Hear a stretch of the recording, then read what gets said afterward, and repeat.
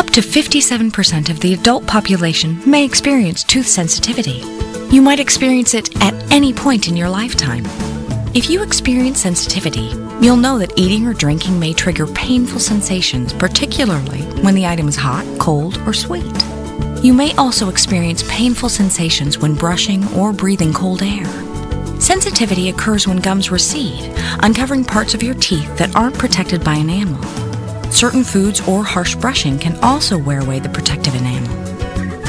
The tooth layer under the enamel is called dentin. Dentin contains thousands of open microscopic tubules that lead to sensitive tooth nerves.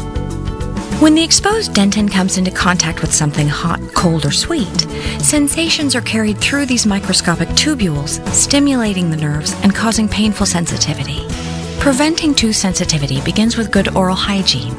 Brush and floss regularly and carefully with a soft bristle brush. Moderating your intake of acidic items like soda can also help keep your enamel strong. If you suffer from sensitivity, speak with your dentist. You may benefit from a treatment containing ProArgin technology.